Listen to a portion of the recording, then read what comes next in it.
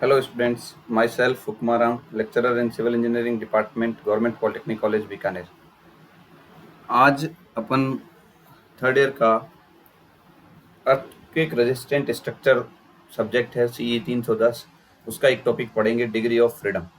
इससे पहले मैं आपको बता दूं कि फर्स्ट यूनिट अपन कंप्लीट कर चुके हैं। लगभग 11-12 लेक्चर है जिसमें आप उनको देख सकते हैं। 15-15, 20-20 मिनट के बीच में लेक्चर है, छोटे छोटे लेक्चर है, उनको जरूर देखें पहले। फिर ये सेकंड चैप्टर अपन ने शुरू किया था पिछली क्लास से। पिछली क्लास में अपन सेकंड चैप्टर में सिंपल उसका इंट्रोडक्शन पढ़ा था, जिसका नाम है स्ट्रक्चरल डायनेमिक्स। स्ट्रक्चरल डायनेमिक्स का अपन ने इंट्रोडक्शन पढ़ा था। थोड़ा सा मैं वो कर दूं रिपीट की क्या अपन ने पढ़ा था। सेकंड चैप्टर में ये टॉपिक है आपके loads, degree of freedom, equilibrium, effect of earthquake motion on structure and fundamental natural time period, जिसमें से अपन ने फर्स्ट टॉपिक पढ़ लिया था पिछले लेक्चर में loads.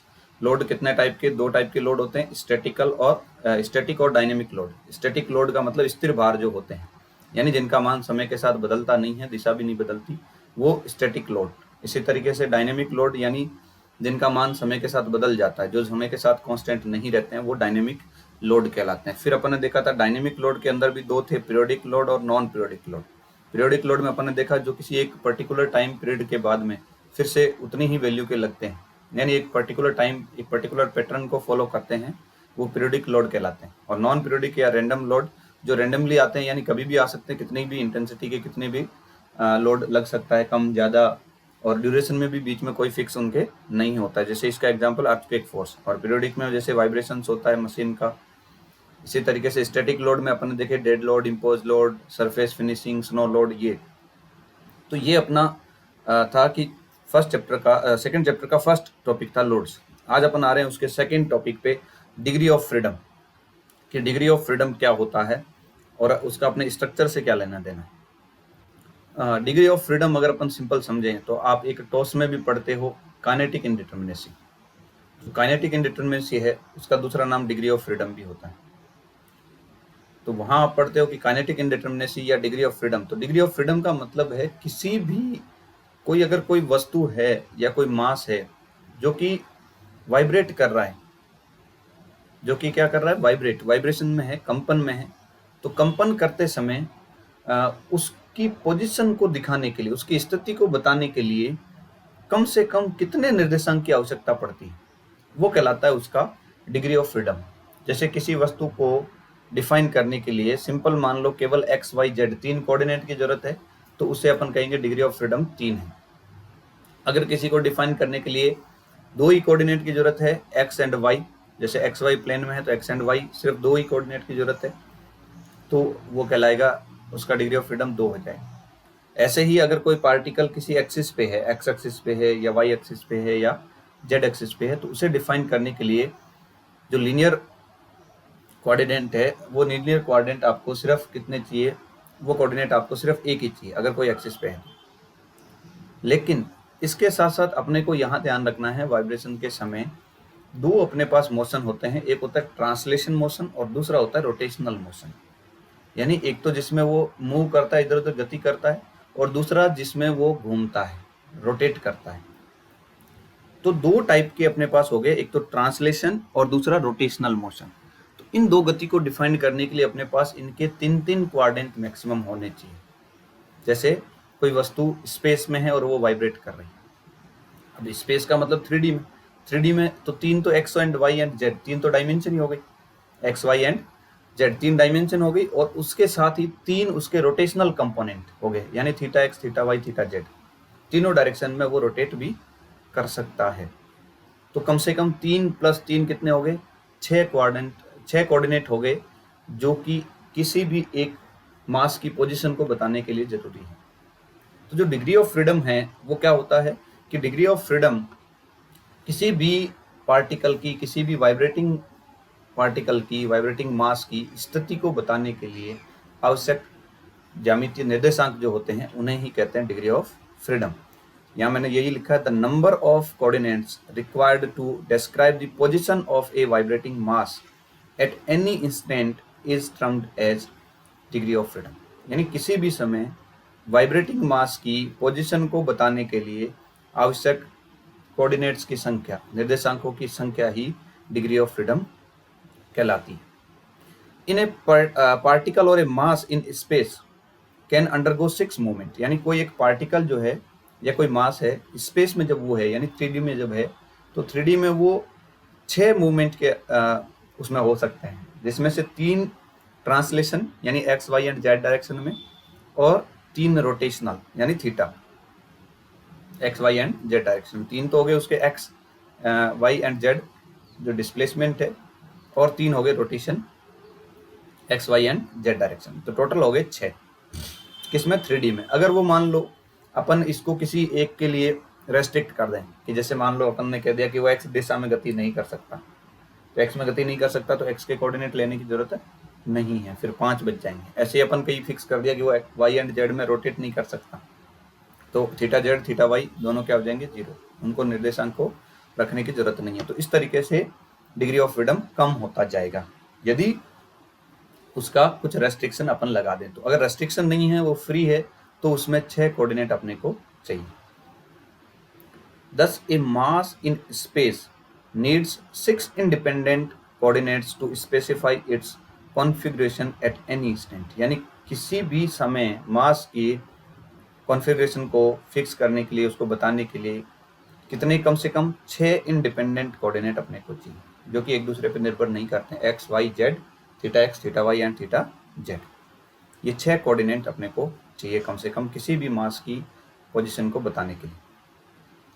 Sometimes the mass may have freedom to move only in certain direction, यानी कभी कभार क्या होता है, किसी पर्टिकुलर डायरेक्शन में, किसी सर्टेन डायरेक्शन में ही उसको मूवमेंट की फ्रीडम दी जाती है, बाकी पे उसको रेस्ट्रिक्शन लगा दिए जाते हैं, उसको रेस्ट्रेंट कर दिया जाता है। तो फिर जो है the moment is constraint in other direction, then the number of coordinates will be less than 6। तब अपने जो इंडिपेंडेंट कोऑर्डिनेट्स जो चाहिए अपने को, वो 6 से कम हो जाएंगे। कब?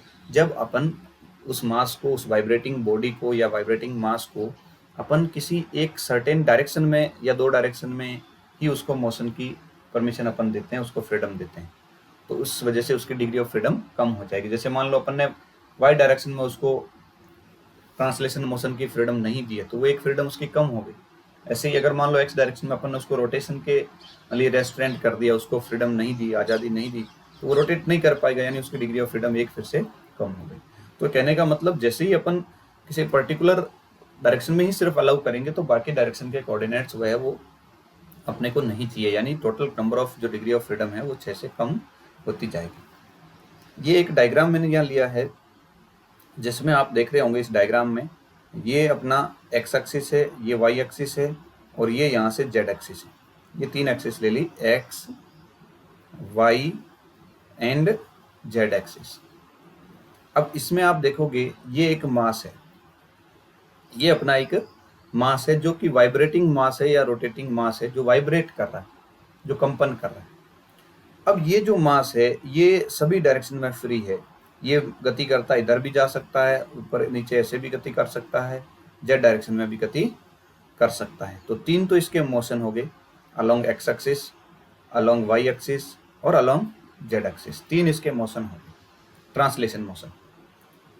अब 3 जो मूवमेंट है वो अपने रोटेशनल मूवमेंट भी हो सकते हैं, यानी ये ऐसे घूम भी सकता है, मतलब वाई एक्सिस के सापेक्ष घूम सकता है, रोटेट कर सकता है, एक्स एक्सिस के सापेक्ष भी रोटेट कर सकता है, ऐसे घूम सकता है, और जेड एक्सिस के सापेक्ष भी रोटेट कर सकता है। तो ये जो बॉडी मास है ये फ्री है। 3 तो ये डायरेक्शन में मूवमेंट के लिए, जिसे अपन कहते हैं ट्रांसलेशन मूवमेंट, और 3 ये जो रोटेशनल मूवमेंट है x y and z axis के अबाउट। तो टोटल इसके जो इंडिपेंडेंट कोऑर्डिनेट या टोटल अपन कहें मूवमेंट कितने हो गए, 6। तो 6 मूवमेंट है, तो उसको डिफाइन करने के लिए 6 इंडिपेंडेंट कोऑर्डिनेट्स अपने को चाहिए, 6 निर्देशांक अपने को चाहिए इसकी पोजीशन डिफाइन करने के लिए। ठीक है, जैसे एक तो ये हो गया इसकी स्थिति बताने के लिए, फिर इसका रोटेशनल जो पॉइंट है वो बताने के लिए कि किसके सापेक्ष वो कितने डिग्री पे रोटेटेड है। ठीक है ना। तो ये अपने देखा कि किस तरीके से डिग्री ऑफ फ्रीडम काम करता है, ये तो एक जनरल देखा। अब अपने इसको एग्जाम्पल से और देखते हैं, जैसे बिल्डिंग में कैसे आएगा। तो ये अपने एग्जाम्पल से, जैसे ये सिंगल डिग्री ऑफ फ्रीडम, ये सिंगल डिग्री ऑफ फ्रीडम है थीटा, ये x y and z direction. अब ये इसका सिंगल डिग्री ऑफ फ्रीडम क्या चीज़ है, यहाँ सिर्फ ये रोटेशनल अलाउ है इसको, जैसे ये पेंडुलम की तरह है, सिर्फ क्या अलाउ है, यहाँ से यहाँ तक ये क्या करेगा, रोटेट, वापस ये यहीं आएगा, तो उसका डिस्प्लेसमेंट है वो क्या हो गया, 0। और ये रोटेशनल अलाउ है इसका, इसकी लेंथ फिक्स है, लेंथ फिक्स कर दी। और यहाँ पे ये क्या है, जॉइंट यहाँ पे रस्सी की तरह काम करेगा, तो ये पिन जॉइंट है, पिन जॉइंट में सिर्फ क्या अलाउ रहेगा, यहाँ पे रोटेशन थीटा, तो ये ऐसे घूमेगा, सिर्फ रोटेट कर सकता है और इसकी लेंथ चेंज नहीं हो सकती, इसलिए ये, क्योंकि ये पेंडुलम की तरह फ्री है, इसमें कोई एक्सटर्नल फोर्स नहीं लगा, तो सेल्फ वेट की वजह से इसकी लेंथ में चेंज नहीं होगा, सिंपल क्या होगा, सिर्फ इसका रोटेशन अलाउ रहेगा, इसीलिए यहाँ पे ये सिंगल डिग्री ऑफ फ्रीडम है। अगर इसकी बात करें, यहाँ ये एक सेट है जिसमें 2 स्प्रिंग लगी हुई है, एक स्प्रिंग यहाँ पे, दूसरी स्प्रिंग यहाँ पे, और इन स्प्रिंग से ये मास जोड़ा गया है, ये एक मास को ये एक प्लेट लगा दी। अब ये प्लेट में क्या होगा, ये प्लेट ऐसे रोटेट भी कर सकती है इधर उधर दोनों तरफ, और नीचे भी जा सकती है, अगर इधर लोड ज़्यादा होगा तो ये नीचे भी साइड में चली जाएगी, और नीचे जाएगी तो इसका डिस्प्लेसमेंट हो जाएगा, और रोटेट करेगी तो इसका रोटेशन हो जाएगा थीटा। यानी यहाँ 2 डिग्री ऑफ फ्रीडम हो गए, एक तो थीटा और एक ये एक्स, तो इसके 2 डिग्री ऑफ फ्रीडम हो गए, यानी ये रोटेट भी कर सकती है और नीचे भी जा सकती है। फिर ये एग्जाम्पल है, ये अपने स्ट्रक्चर का एग्जाम्पल है, जैसे ये कोई बिल्डिंग है मल्टी स्टोरी, जिसमें ये first floor, second floor, third floor, fourth floor और फिफ्थ फ्लोर, 5 फ्लोर है इसमें। तो 5 फ्लोर जो है, 5 मंजिला बिल्डिंग है, जब अर्थक्वेक आएगा तो ये इस तरीके से मोशन में रहेगी, ऐसे गति करेगी, और जब गति करेगी तो इसमें मूवमेंट होगा, सबसे ज़्यादा डिस्प्लेसमेंट होगा वो टॉप फ्लोर का होगा। जैसे अर्थक्वेक के समय ये होता है कि अगर आप मान लो 10 मंजिला बिल्डिंग में हो और अगर आप ग्राउंड फ्लोर पे हो सबसे, तो आपको सबसे कम झटके महसूस होते हैं, कम वाइब्रेशंस आपको फील होते हैं, कम शॉक्स फील होते हैं। और अगर आप टॉप फ्लोर पे हो, यानी 10th मंजिल पे, 10वीं मंजिल पे हो, तो आपको सबसे ज़्यादा वाइब्रेशंस लगता है, ऐसा लगता है पूरी बिल्डिंग ही बहुत ज़बरदस्त तरीके से हिल रही है। क्यों? क्योंकि वहाँ डिस्प्लेसमेंट सबसे ज़्यादा होता है। तो इसी तरीके से ये x5 सबसे ज़्यादा है, फिर x4, x3, x2, x1, ये सब क्या है, डिस्प्लेसमेंट है। लेकिन अगर अपन इंडिविजुअल मेंबर की बात करें m5, तो m5 में सिर्फ एक ही डिग्री ऑफ फ्रीडम है, x5। m4 की बात करें तो सिर्फ एक ही है, x4। इसी तरीके से m3 में, m2 में और m1 में एक एक डिस्प्लेसमेंट है, x1, x2 एंड x3। और अगर अपन complete as a whole building बात करें कि ये एक कंप्लीट बिल्डिंग है पूरी, इस पूरी बिल्डिंग का डिग्री ऑफ फ्रीडम क्या होगा, तो इस पूरी बिल्डिंग का degree of freedom x1, x2, x3, x4, x5 total मिलके कितने हो गए, 5। तो 5 डिग्री ऑफ फ्रीडम हो गए पूरी बिल्डिंग की अगर अपन बात करें तो। और अगर एक मेंबर की बात करें तो डिग्री ऑफ फ्रीडम कम है, एक ही। इसीलिए ये ध्यान रखें, कम जो छोटे स्ट्रक्चर होते हैं वो कम ससेप्टेबल टू दी अर्थक्वेक होते हैं, क्योंकि उसमें डिग्री ऑफ फ्रीडम कम होता है। ज़्यादा लंबे बिल्डिंग से उसमें डिग्री ऑफ फ्रीडम उतने ही बढ़ते जाएंगे। तो ये अपन ने देखा कि डिग्री ऑफ फ्रीडम क्या होता है और किस तरीके से अपन डिग्री ऑफ फ्रीडम उसका फाइंड आउट करते हैं। तो मेनली डिग्री ऑफ फ्रीडम है कि कितने डायरेक्शन में उसको मूवमेंट है, अलाउ है, या रोटेशनल मूवमेंट अलाउ है, या ट्रांसलेशन मूवमेंट अलाउ है। या फिर अपन ऐसे भी कह सकते हैं सिंपल कि किसी भी एक पॉइंट की पोजीशन बताने के लिए, किसी एक रोटेटिंग मास या बॉडी की पोजीशन बताने के लिए कम से कम कितने इंडिपेंडेंट कोऑर्डिनेट की आवश्यकता रहती है, उसे ही कहते हैं डिग्री ऑफ फ्रीडम। तो ये अपन ने देखा डिग्री ऑफ फ्रीडम। आज का अपना टॉपिक तो जो था यहीं खत्म हो गया। अब थोड़ा सा मैं बता देता हूँ कि नेक्स्ट में अपन क्या पढ़ेंगे। पहले थोड़ा देख लें आज क्या पढ़ा, डिग्री ऑफ फ्रीडम। ये बस ये 2 स्लाइड अपन ने डिस्कस किए, बहुत ज़्यादा नहीं पढ़ा है। नेक्स्ट टॉपिक आपका रहेगा इक्विलिब्रियम। इक्विलिब्रियम में थोड़ा सा ये बड़ा टॉपिक रहेगा इक्विलिब्रियम, बाकी 2 के कंपेरिजन में, जिसमें आप देखोगे static equilibrium and dynamic equilibrium.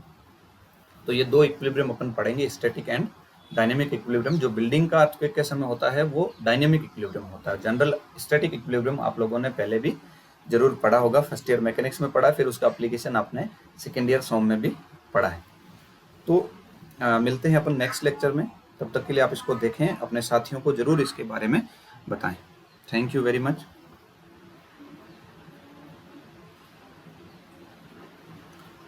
तो ये अपने साथियों के साथ इसको शेयर करना नहीं भूलें, ये जरूर ध्यान रखें कि शेयर जरूर करें साथियों के साथ, उनको पता चलना चाहिए किस तरीके से। और इसमें अगर कोई लगता है आपको, तो आप मेरे जो नंबर है उस पे भी आप मुझे मैसेज कर सकते हैं। कोई आपको इसमें दिक्कत आ रही हो या कुछ और पूछना हो तो मुझे व्हाट्सअप नंबर है, उसमें भी आप व्हाट्सअप कर सकते हैं। और क्योंकि इसमें कमेंट अगर आप करोगे तो इसके कमेंट हम जनरली पढ़ नहीं पाते हैं, जो यूट्यूब पे आप करोगे उसके। फिर भी आप व्हाट्सएप पे मुझे ज़रूर बता सकते हैं कि सर हमें ये दिक्कत आ रही है, इस टॉपिक को हमें समझने में थोड़ी दिक्कत है।